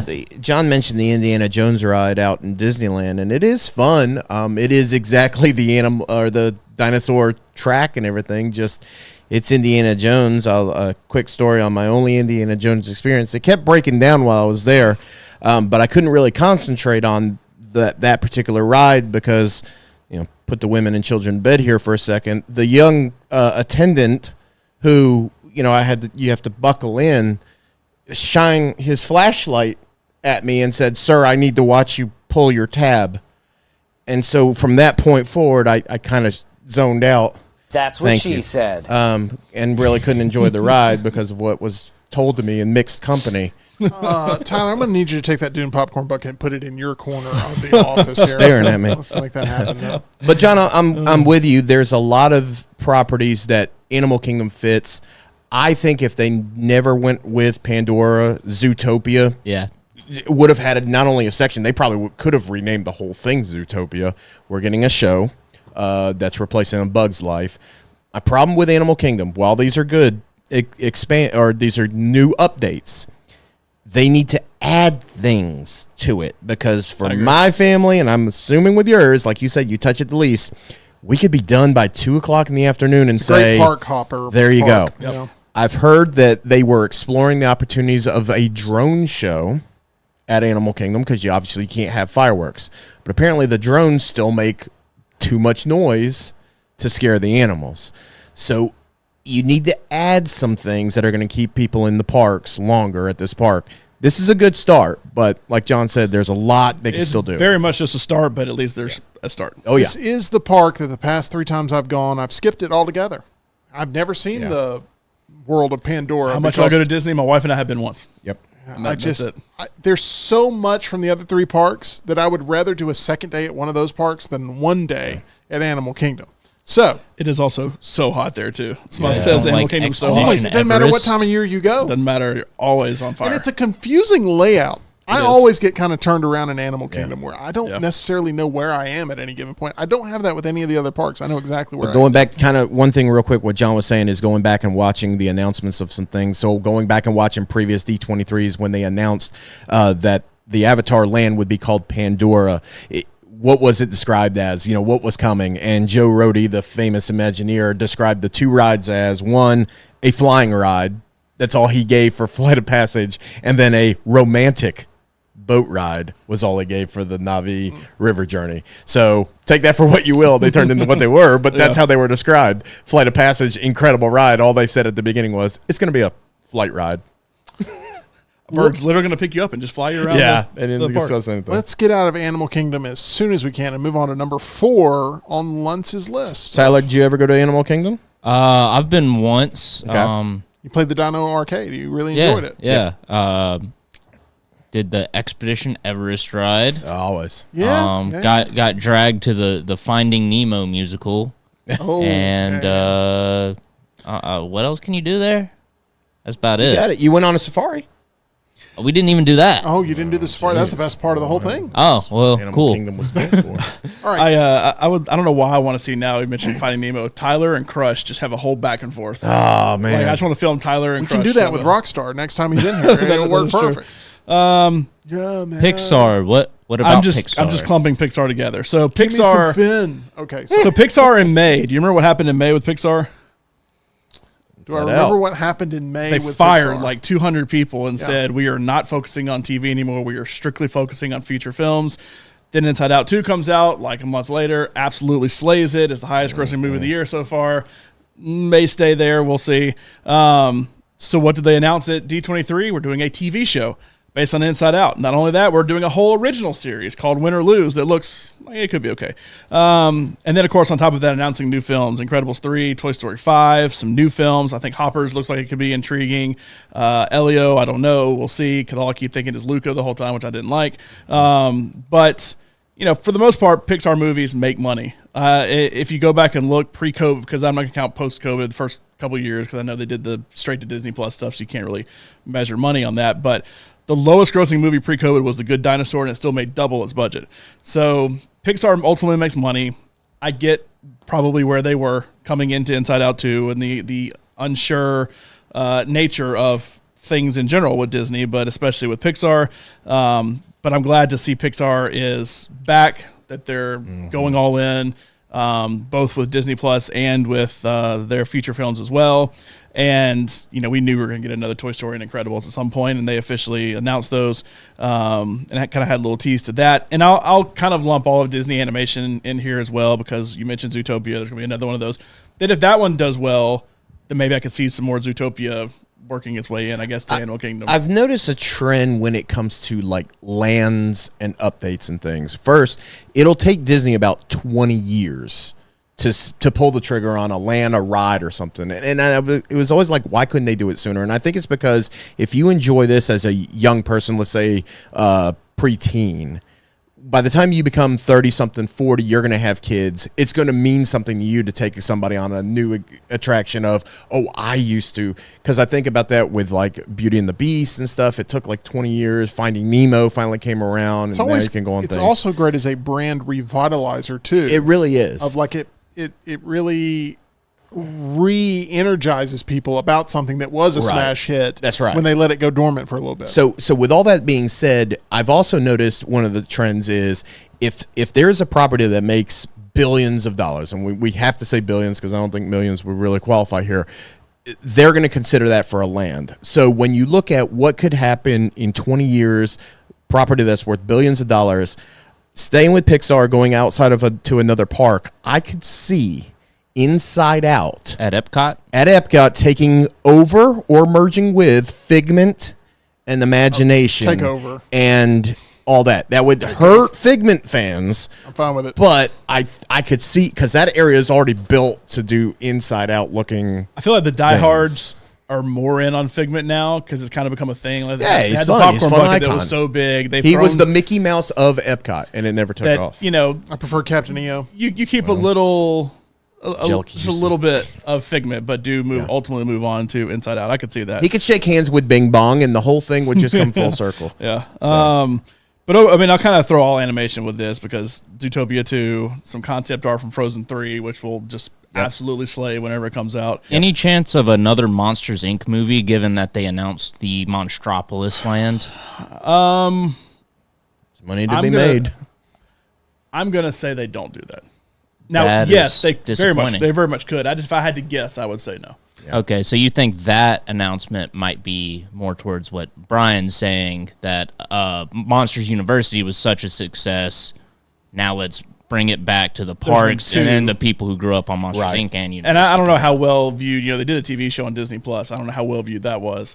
But I did not include Monsters, Inc. Land on my list, but that is something that I am intrigued to see how they ultimately. Interesting. Didn't make the top three. I thought it would be there. Okay, yeah, Tim was giving me a look of disappointment. Yeah, like I it spoiled was the not list touched again. on for a second. It's an honorable mention. I mean, I don't have really nothing else I have as like animated specific necessarily. Yeah.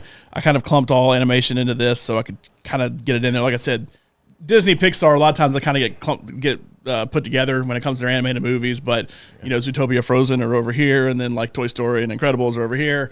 Tyler's never jumped ahead and spoiled a list before of like what could possibly be there, but I was convinced Monsters Inc. Land would be on there. You definitely gave me that look. I was just like, man, we're going to be having this conversation again in about 5 minutes. Of my honorable mentions, it was the first honorable mention, and the other one that's interesting, and I really want to go see it, is in Paris, where obviously Paris has been the forefront, but having that whole scene from The Lion King, Ride Rock, in like actual visual form. I cannot believe that has not existed in some form or fashion it's yet. at the Art of Animation Resort. Yeah, but like take a picture with it. full, like ride included, all that kind of stuff.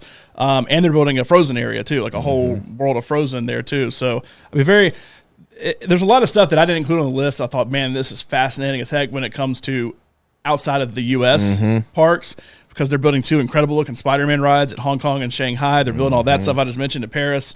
So there's always such cool stuff in some of the other parks outside. Were you more excited about Monstropolis, the land, or the infamous door ride? The ride. So, again, researching, looking, history of Disney type thing.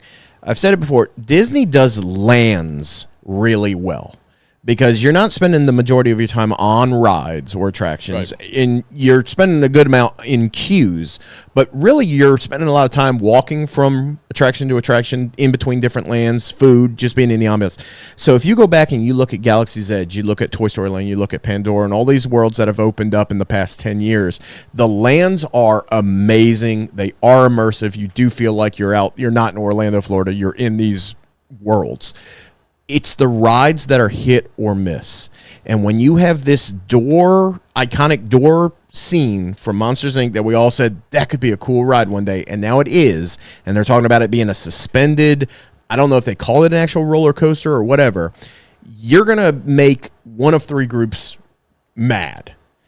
It's going to be, this ride is too fast and kids can't go on it, because it's going to be rocking a roller coaster and really start hauling around the factory at 60 miles an hour. Is it going to go too slow, where it's just kind of paragliding through? It's more to see the sights, not to have the thrills. Or is it going to be too short? Because Tron is too short. Seven Dwarf Mine Train, too short. They're great, but they're just short. So is it going to be too fast where kids can't go, too slow where it's going to be like, they need to speed this up? One of those 3 groups is going to be mad. That's why I say they do lands great, rides hit or miss. So to go to another Pixar ride, the Slinky Dog ride, are there any of those 3 concerns with that ride? I think it is the perfect mix of theme, speed, for families, everything. Seems like it is the perfect blend. Yeah. And my hope would be they'd follow that same formula. I hope so. I would hope so too. My reason I didn't include it in the list is the opposite. Here, that's the ride I've always wanted. I don't care from the concept art of the land they show, because it's more around the factory. Yeah. If the land they built outside of it was like Monsters University, I'd probably be more in. Around the factory, it's just like some houses in the big front of the factory, which is probably where the ride will be. I don't necessarily care about... I didn't care about what Monsters, Inc. looked like, except for the room with the doors and when they go into the different worlds like through the doors. And that's kind of it. They are very much going with laughs being what generates compared to screams. This is right. This will be a family-friendly area, because that is what they've done in the park so far. It has worked for the parks for sure, and I think it will maybe be swapped up for something like a Halloween event. Maybe they swap it up and they go, this is for screams now compared to laughs. That would be entertaining. But yeah. And the final thing on that land, and we could probably talk on this because I think I know what's coming later in John's list, but with these lands, there was no announcement of where physically they were. That's just as important as anything else, and that's still that meat that we still want to get tossed every once in a while. What are you getting rid of to do this? Yeah. Okay, let's move on to number 3. Brian, you've unlocked the secret vaults of knowing what's on the list? I know one of them. Okay. I want to know what that Slinky Dog ride is like. Oh, it's fun. It's great. It is fun. It's really good. Yeah. I saw this coming. Avengers Campus. So this is already in existence in Disneyland, but they are basically doing it on steroids, and they're building 2 rides there, 2 attractions, I guess I should say. It's always weird when they call one a ride and they call the other an attraction. It's like, so what exactly is it going to be? Right. Every article I saw described one as a ride and one as an attraction. They both very much look like rides. But there's one called Avengers Infinity Defense that will basically be a ride that takes you through different worlds you've seen within the MCU. And the 2 they mentioned are Asgard, Wakanda, and then NYC during the Avengers, during the Battle for New York, all while fighting King Thanos. So they're bringing in... I think King Thanos is going to make an appearance again with Secret Wars. I think that's going to be something you're going to see come in that's a different version of the Thanos that we know. But that's one that kind of seems like a pretty fun ride. And then they're bringing back Robert Downey Jr., and they use this with him, a picture of him and Bob Iger to promote this. He's coming back to play Tony Stark. This has nothing to do with the Doom aspect of things, called Stark Flight Lab. That basically it's going to be like a 2-person pod. They showed Robert Downey Jr. and Bob Iger sitting in it, which I don't know if you've seen the picture of it or not, but Bob Iger looks like he's 5 feet taller than Robert Downey Jr. Robert Downey Jr. looks like he's that tall on this ride because his legs are so much shorter. But you're basically like in a 2-person pod, and if you've ever seen Iron Man, in Tony Stark's like work area, there's the big arm that reaches out and like does stuff. It seems like that arm essentially grabs your pod and then makes it fly. And it almost kind of has a look of Harry Potter ride that goes through Hogwarts. Forbidden Journey. It's kind of the same thing. It's like a claw almost that kind of moves you around as you're going through the ride, and there's like visuals and stuff that make you seem like you're going to different areas and all. Yeah. It kind of seems like that, but it looks like it could be a pretty cool ride too. Plus, with Robert Downey Jr. actually coming back and legitimately being a part of it, that's what makes Guardians cool. Is like the whole cast is there. They're actually talking, and they're actually doing the voices and all that kind of stuff. And so actually having Tony Stark there, being a part of the ride and making Avengers Campus, which is already pretty cool, that much better. I only wish these Spider-Man rides that they're doing in China, they would bring those and have one of those there too. But as a peripheral Marvels fan, not as in-depth into the universe as you guys are, that Avengers Campus right now in Disneyland is, if it's not the best themed area of any park area, it's up there, because I think you've got some incredible attractions. The restaurants are fun, well themed, and I think it is the best spot for character interactions where you don't have to wait in line. You'll just be walking. There's Doctor Strange and there's Captain America, and that is truly. It's almost like they are just on their lunch break on Avengers Campus. And it's the one place that you never have to think, oh man, I wish I'd have this one from this movie I just saw. Like Deadpool and Wolverine are out there instantly. Yeah. Like when the movie came out, when Doctor Strange and the Multiverse of Madness came out, then Doctor Strange is out there. Like every character, when it's appropriate for them. Now you're not going to see like Black Panther maybe now because that movie's not coming out. Right. The minute there's another something, then he'll be there, or she'll be there. Like there's a whole list that has gone on as movies have come out. They instantly put the characters out, so you get to enjoy it right away. It does stink though. You have to go all the way out to California to see Doctor Strange and Doctor Doom. You only have to go to Grants Mill Road to see Dr. Jeff and Dr. Brian. There it is. Over at Alabama Dental Associates, they are the two individuals that you should put your trust into when it comes to all of your dental care. For years, I was terrified of going to the dentist. I didn't have laughs. I had screams at the dentist for sure, and it was some of the worst dental pain of my life until I ran into that team of Dr. Jeff and Dr. Brian over on Grants Mill Road at Alabama Dental Associates, flexible with their office hours. They're open until 7 o'clock tonight. You can go ahead and call, become a new patient now at 205-956-8977. You can visit alabamadental.com for more information. If you have been looking for that perfect dentist in your life, one of these two guys will do the trick for you, I promise. At Alabama Dental Associates, for more information or to make an appointment, once again, 205-956-8977, or visit alabamadental.com, where they look forward to seeing you. It is now time for us to look forward to seeing number 2 on Luntz's list. 5 biggest announcements, according to John Lunsford, out of D23, or at least the 5 that give him the most optimism about the future of the company. Villains Land. This is an expansion to Magic Kingdom that I've got questions about. I think Disney embracing villains more will ultimately be good for them. That doesn't mean you have to go like super dark. That doesn't mean you have to go like, more adult or anything. But probably the best after hours party I've ever been to was the Villains Party at Disneyland, where basically it was there. They do Not So Scary at Orlando, and they do this in LA. It was incredible food, having all the villains walking around instead of like the princesses and the Mickey characters and all walking around. And was some really more cool. Obscure villains like Sid from Toy Story having his own little booth there, which I think is really humorous. Like I don't know if it's this way every year, but Oogie Boogie was like the master of ceremonies that time. I actually have never seen Princess and the Frog before, but the voodoo guy, I can't remember what his name is. Like he's walking around and stuff. Like it's just for some reason I just haven't watched it. I don't know. I've been on Tiana's Bayou Adventure, but I haven't seen Princess and the Frog yet.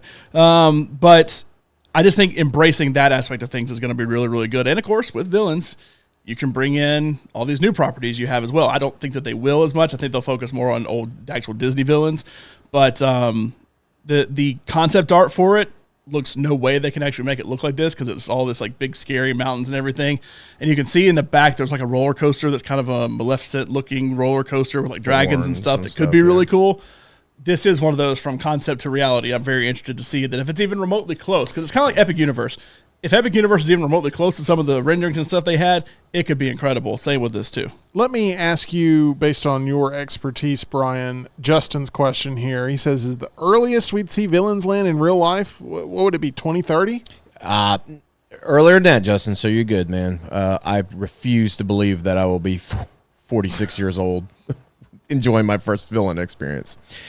Tyler will be 22. Again, just for some comparison, he'll still be a lovable boy in my heart.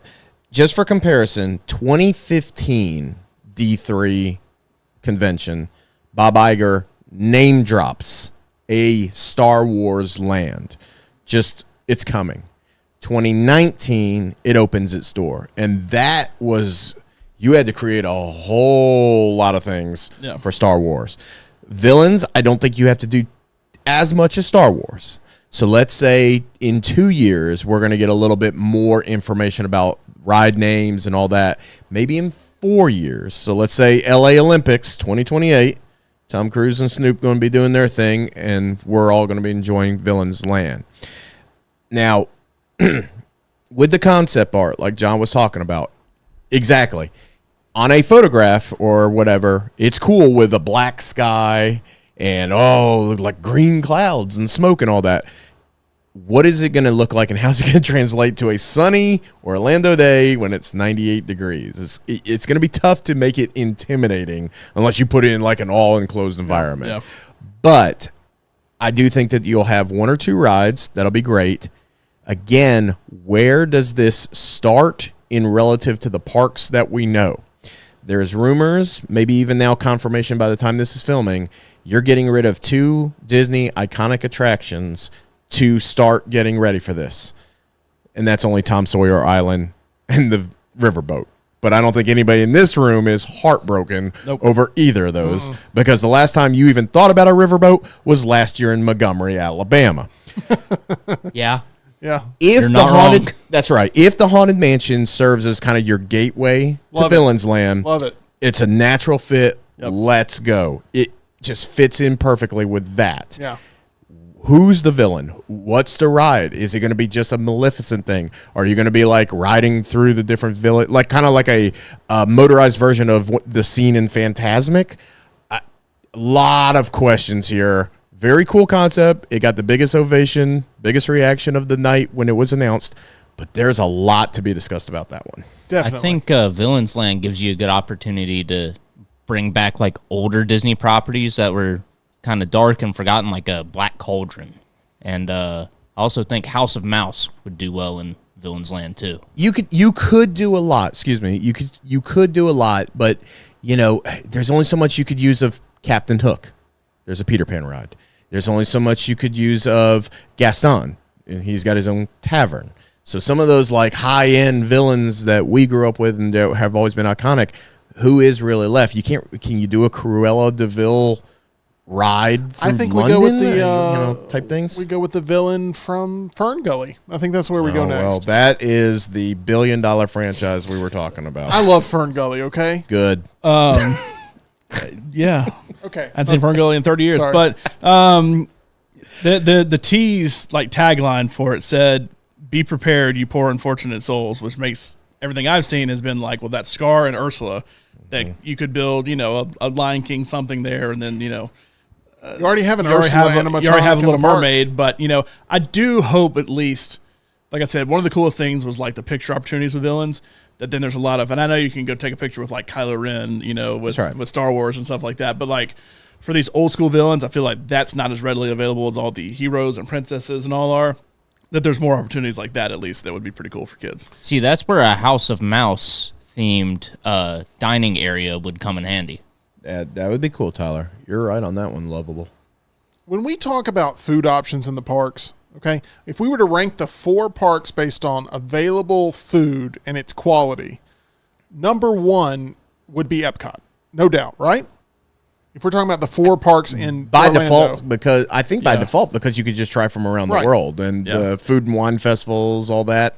Epcot it's got to be Epcot. For some reason, adds more restaurants, it seems like, than anybody else. Who would be number 2 on the list? Because I find it to be very tough to find a quality sit-down meal at Magic Kingdom. So you have Be Our Guest, which is a good experience, and I know more for kids. But you do it a couple times and you start to get to the point where... Yes. Honestly, the only place I'd really like to repeat is Epcot. I'd probably say Magic Kingdom, though. Animal Kingdom will be last, wouldn't it? And then Hollywood Studios third. I couldn't tell you what's at Animal Kingdom. Barbecue place. Yeah, Flame Tree is Flame Tree really barbecue. good. That is some good barbecue. But then is. when Regal Eagle in Epcot opened up, that's my preferred barbecue now when we go. Okay. I think Epcot has all... after of the luxury. Epcot, it stops being about food quality and it's more about theming. You go to Epcot to eat. You go Yeah. to the other parks, and you will eat while you're there. Yeah. And at that point, it's not about food. It's about theming. I think Hollywood Studio has some wonderfully themed restaurants. The Sci-Fi Drive-In, the I don't like 50s Sci-Fi Prime Drive-In. Time. I like Mama Melrose's. Mama Melrose is great. The Hollywood Brown Derby. So they're great themes. Andy's Lunchbox, that is the best grilled cheese sandwich you can eat. And you go to Disney and eat grilled cheese? Yes, at Andy's Lunchbox. Yeah. Magic Kingdom, we have our favorites. We always do Tony's at the parade time, so we're trying to sit on the porch and watch it go by. Tony's is fine. It's Olive Garden, but it is right there at the parade. Yeah. I mean, it's the best thing for that. I like Casey's Corner, the hot dogs. Like walking towards the castle is right there on the left. It's kind of a baseball themed thing. They had really good hot dogs. Yeah, so I guess in that case, Tim, it's Epcot 1. Just because of the themes alone, I would say Hollywood Studios, Magic Kingdom, then Animal Kingdom. Oh, okay. You're Nick probably brings not up a good point, though. He says Animal Kingdom has Rainforest Cafe, which should automatically make it number 1. You're right, I Nick. tend to agree. I'm not going to go that far, but sure. You could go eat at a similar type experience, which, by the way, if you throw in Disney Springs in this, it surpasses everything but... I I was going to say, try T-Rex. T-Rex there, Nick. Yeah. I'm going to be honest. Strictly food-wise, the experience with the food and everything at Epcot, yes. Strictly food, I'd probably go Disney Springs. I don't know. Yeah, that's fair. That's fair. Strictly just what's on my plate, eating it, not everything else. Yep. I'd probably go Disney Springs. You can sample a lot of stuff at both places for sure, but it is them and then the rest of the pack for sure. All right. Biggest announcement, the one that gives you the most optimism about the future of the company. Easy choice. Is it number 1? Ooh, and it is easy not choice. Monsters Inc. land, from what I've heard. Oh, and then I've got a few questions because you've missed a few things I just want your opinion on. Easy choice. Oh, yeah. Yeah, I saw this when it was announced. I knew you were going to go crazy for it. Tron Ares. With a, who's doing the soundtrack? Nine Inch Nails? 9 Inch Nails. You can't get Daft Punk because they don't exist anymore. Daft Punk did an incredible job with Tron Legacy. I'm obsessed with Tron Legacy. So who's going to be probably the best people to come close to it? That would be Trent Reznor and Atticus Ross. Be a good combo. I like Trent Reznor's work in music for sure. The movie music. trailer looks okay. My biggest issue is I don't think Garrett Hedlund's a part of this. Jeff Bridges is. I like Jared Leto. I think he can do a good job. And I know this has been kind of floating out there for a long time of whether it's going to actually happen or not. Am I wrong? They've tried to make Tron a thing that gets over with general audiences for a long time now, and it just hadn't stuck. You would be correct, Tim. Then why is this the thing that gives you the most optimism about the future of the company? Because it's got a ride now. I know you love It Tron. does have a ride now. but why is it going to be different this time? When are there going to be kids that care about this property? So I don't. Yes, I think if they had continued the story when they actually had it, because the whole story of Tron Legacy is Jeff Bridges is stuck in the computer. He can't get out. There's a clone of him that sends a message to his son in the real world. His son comes in, and the whole reason he wanted to do that was because he had to open the portal to get out, and the bad digital version of him is going to get out in the real world and take over the real world with all of his digital minions. So the end of the movie is it's Olivia Wilde, but she's a program and she gets out in the real world, and that's the end of the movie. And I thought the avenues that could go with this is endless, and I don't think it did well box office wise. I honestly don't remember, but like I thought the possibilities from a park standpoint were endless. The possibilities from a movie, TV show, cartoon, video game, everything was endless, and they just did nothing. And I get it's a money thing, but now they're bringing it back, so it makes me excited that, hey, maybe everything I thought was there could potentially be something there because they also did the roller coaster with it about a year ago. So that makes me think slowly but surely they're putting the money into it to try to make it a thing. I think the roller coaster everybody very much enjoys. It's just short. But it's cool to ride the light cycles. I think seeing that in real life, like bringing that into the real world, like in the trailer. I don't know if you saw the trailer for it, but like in the trailer, the light cycles are on the real world, and like they turn their whatever on, and like it like cut a cop car in half with it as they're driving through and everything. So like it's really cool looking how they bring it into the real world. So I think it has potential to work. It has massive potential to flop. Don't get me wrong, I get that, but also part of what made Tron great was Daft Punk jumping on there, so I think Nine Inch Nails jumping on there is also going to help it. When you say the real world, this isn't Richard Arrington Boulevard, is it? Where's the real world in this trailer? Wherever Incom is. Where is Incom? I assume it's in California, but so this is called Luntz's List, and every now and then you're a little selfish with your number one pick, and you got to admit this is a little bit of a selfish number one pick. You can be proud of that list. No, I'm not saying that there's anything wrong with it. We take a picture of that. Just saying that it's admittedly a little selfish. I think the Walt Disney animatronic show is way more here. So I'm glad you brought up Mr. Disney's first animatronic. Yeah. I love that idea. I think they were waiting until they had real technology to I like give the it idea. respect. I'm not sold that it's going to fully be what we're all expecting it to be. You know what I'd do, though, John? I'd put it in the front of the park, just like Marty Moose from the Vacation movies. Didn't they say that's what they're going to do? They're going to put it's going to share time with great moments with Mr. Lincoln. Okay. So it's kind of like they're going to pick up that animatronic, put it over here. Okay, now it's Walt Disney. Put him in, plug him in like a Christmas tree, and then put him back. I just think it would be great. Now I'm trying. I would just think that he'd be at the park waving, and then, sorry folks, Walt Disney out front told you that the park was closed. Okay. I'm no longer excited for it, Brian. Good job. Is this what you do? You crush dreams and you pop balloons of all the kids that are excited. I had that joke said, great for Walt Disney getting his own animatronic. I'm sure he's very happy with that 60, 70 years later. John doesn't do the cruise line as much. I think the cruise line stuff, going from 4 ships to 13 in a lot, like just a span like that. I mean, they looked at Royal Caribbean and said, what do the kids say these days? Bet. It was crazy. That's one thing they say. Yeah. I mean, just the announcement of the cruise line. Epcot received nothing, and I'm not saying I worry about the future of Epcot, but the last thing they did at Epcot was the Way of Water, Moana, the walkthrough thing. As far as I'm concerned, there's only 2 ways the water can go: ice and steam. That's the exhibit. And if you want the ice version, they've got the frozen attraction right there in My Norway. problem is I walked through it. We were there for the 4th of July. I walked through the Moana stuff, and it just poured down rain. So everything was already wet. It was the Way of Water. This is so useless now walking for through you, it. the Way of Water. This is my one chance to see it, and it just rained. Yeah, so. for you, the Way of Water was puddles. Yeah. All right. I do have a question for John, though. And, of course, Tim and Lovable, you guys can chime in here.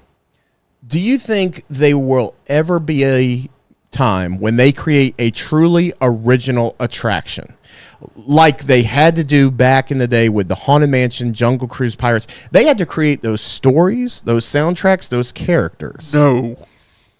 Wasn't Country Bears made before Country Bears became like a movie or anything too?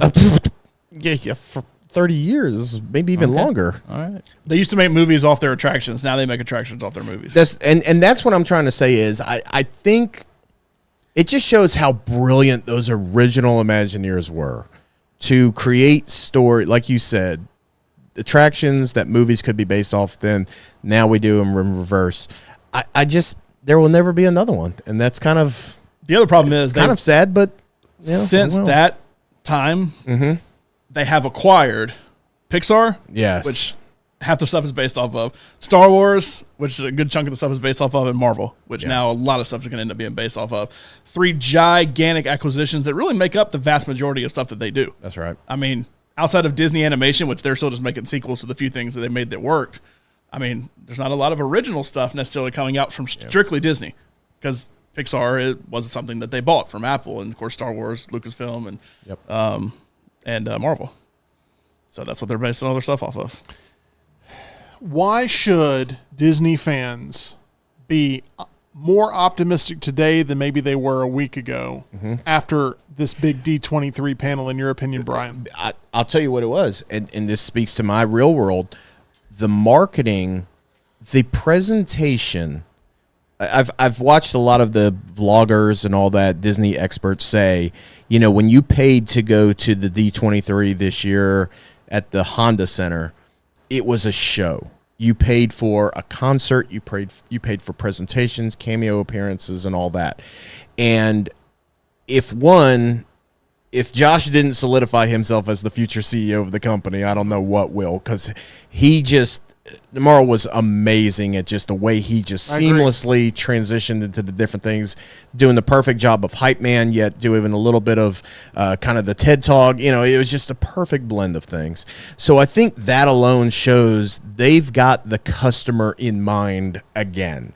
And, the Chapek era, which, by the way, researching and how he described Galaxy's Edge, he called it the Malayan Falcon at his D23. You go back, because I was like, he did not just say that. And you could hear groans in the audience, like, fire him at that point. But it was the way these lands, everything seemed like it was the biggest announcement. And I think they know, okay, guys, we screwed up with the Chapek era. We're still going to get a lot of your money with different things. But as a peace offering, we're going to give you what you've always wanted, Villains Land. We're finally going to give you Monsters, Inc. We're going to do these movies, and we're going to do Marvel's going to be expanding all that. I think that's why you get excited, is they're listening to what we want as Disney property fans. I know my family's interested in going on a Disney cruise at some point, so I will be talking with you and getting that lined up probably. And you talk about food. Yes. For those that maybe down the line want to take a trip on a Disney property or Disney vessel, how can they get in touch with Believe? Start at BelieveVacations.com. You can find me that way, but if you just want to personally reach out to me, I'm all over social media, just Brian Pavlik. I look like this.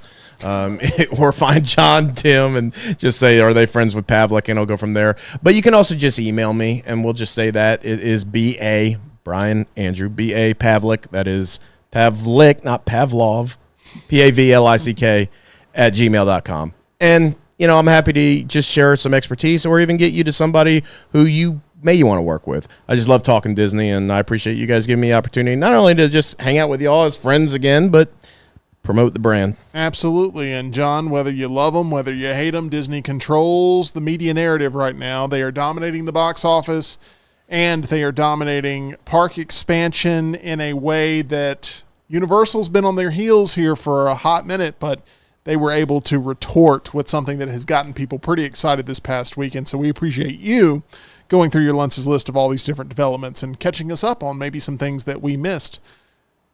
One place where people can catch their bankroll up to where they'd like it to be is our title sponsor, MyBookie. MyBookie.ag, promo code next round. You always see it in the corner right there. Promo code next round. You can play in the sports book, get ready for football season, play some futures. You can go to the casino. You can play in the live casino. Real cards, real dealers, real roulette wheels, all that fun stuff. Go to MyBookie.ag, promo code next round. Get a first deposit bonus on us. Any other words on any topics of conversation we've had? Any loose ends today? Not a loose end of today, but I do have some. I have a breaking Tyler's tidbit. Give it to me. 2 Halloween games are in development with, Tim, creative input from John Carpenter. Okay, well, he had creative input on Halloween Ends, which is the worst Halloween movie ever made. Okay, all right. But Rob Zombie. Good. There's going to be 2 different ones, so... Yes. What's the difference between the 2? Do you have any idea? Is one details are limited right now. Okay. All I can imagine is the whole point of the game is you're playing Monopoly and have to try to avoid getting killed by Michael Myers while playing Monopoly. Okay. That sounds... One will allow you to relive moments from the film and play as classic characters. Oh. And sounds like Friday the 13th. I assume one of them will be that style, yes. Guys, you're going to have to... Meltdown Arcade's going to be lit, as the kids say, right, Brian? I can't wait for you to select Annie Breck and then play as Laurie Strode and just... I can't wait. Scream and... Sounds very exciting. Things. We do have a Meltdown draft that is happening tomorrow. Have we officially declared Tyler the winner of last week's? No, but we should go ahead Tyler, and do that I have because the I final crushed scores. it.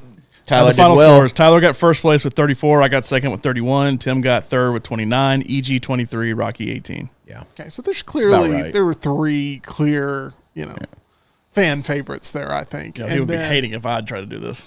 No, I'm just kidding. We have another Meltdown draft tomorrow, and I want to give the topic of what the draft will be. Best Michael Myers films. No, I'm just kidding. Just wanted to see if John lost his mind. No, it is going to be. I just sit here and watch y'all do it. We are Best going to be John Carpenter drafting. films. No, we are going to be drafting action stars. Okay.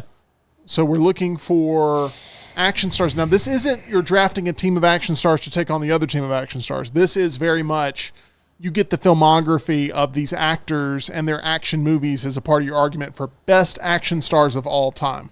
So that is what we're going to do tomorrow. It's going to be me, John, Tyler, probably Rockstar as well, and we'll be going through multiple rounds of drafting the biggest and baddest action stars ever. Roddy Piper. Roddy Piper's up for grabs. You can go for him if you He want to definitely is, and so is Keith David. Another John Carpenter. Out of bubble gum. go with that. So be thinking about who it is that's high on your draft list, why you want to target them, and hopefully your picks won't get stolen there, as we are going to have a very masculine draft tomorrow with biggest action stars ever. So that'll be a lot of fun. Make sure you stay tuned for all types of announcements, fun pop culture discussion. We've got our retro trailer reaction coming up later this week. It's all happening right here on The Meltdown. Make sure you hit thumbs up on this video and subscribe. We appreciate everybody who's filled in the chat all day long and been a part of the conversation. And thank you so much, Brian Pavlik, for making time for us here on The Meltdown. We will see you again tomorrow, 2 o'clock Central, 3 o'clock Eastern.